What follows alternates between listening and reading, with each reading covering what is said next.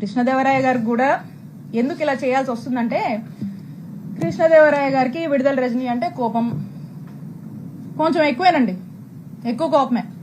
ఎందుకో నాకు కూడా కారణాలు తెలీదు, కానీ రకరకాల కారణాలు ఆయనే అనుకుంటాడు, రకరకాల కారణాలు ఆయనకే ఉన్నాయి. సరే, ఎందుకంటే దానికి కూడా కథ ఉంది, అది కూడా చెప్తా. అయితే ఆ కథ ఏంటంటే,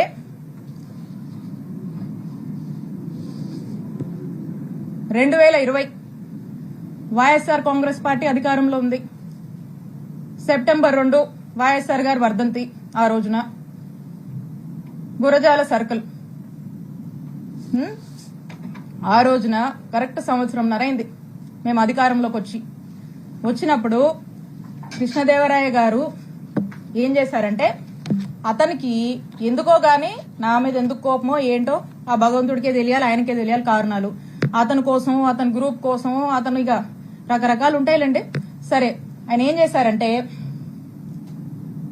ఈ గురజాల సర్కిల్లో ఉన్నటువంటి పోలీస్ స్టేషన్ లో అక్కడున్నటువంటి డిఎస్పీ గారిని, అక్కడున్నటువంటి సిఐ గారిని, ఇద్దరిని కూడా మాటలు చెప్పి మా అధికారాన్ని మా మీదకే వాడి వాళ్ళని, పోలీసులను బ్రైబ్ చేసి నా మీద, నేను మాట్లాడేటువంటి ఫోన్ నంబర్ మీద, నేను వాడేటువంటి నంబర్స్ మీద, మా సిబ్బంది నంబర్స్ మీద, మా ఇంట్లో వాళ్ళ నంబర్స్ మీద ఒక 6 నుంచి 7 నంబర్ల వరకు కూడా కాల్ డేటా తీసే ప్రయత్నం చేశారు. కాల్ డేటా తీయాలంటే ఎఫ్ఐఆర్ కట్టాలి. వీటి మీద ఎఫ్ఐఆర్ కట్టి, ఈ సర్కిల్లో ఎఫ్ఐఆర్ కట్టి ఈ కాల్ డేటా తీశారు. ఇది ఈ రోజున నేను ఎందుకు చెప్తున్నానంటే, మేమిద్దరం ఒకే పార్టీలో ఉన్నాం.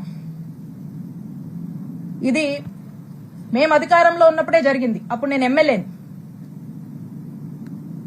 అప్పుడు జరిగినటువంటి విషయము నేను ఏ రోజు కూడా ఈ విషయాన్ని చెప్పే పరిస్థితి నాకు రాకూడదని నా మనసులో ఎప్పుడు అనుకుంటూ ఉండేదాన్ని.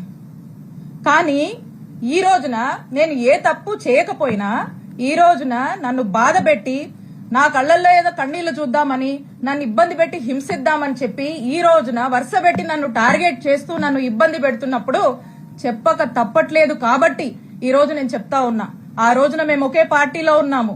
వైఎస్ఆర్ కాంగ్రెస్ పార్టీ ఇంటిగ్రిటీ కోసం నేను ఆ రోజు నోరు విప్పలేదు. ఈ రోజున కూడా నేను చెప్పాలనుకోలేదు, కానీ చెప్పే పరిస్థితులు ఏర్పడ్డాయి కాబట్టి నేను చెప్తా ఉన్నాను. ఒకసారి ఆలోచన చేయండి. ఒకే పార్టీకి సంబంధించినటువంటి ఎంపీ, అక్కడున్నటువంటి ఒక బీసీ మహిళ, ఒక ఎమ్మెల్యే మీద కాల్ డేటా తీస్తారండి? కాల్ డేటా అనేది ఒక వ్యక్తి ప్రైవసీకి సంబంధించినటువంటి విషయం. నా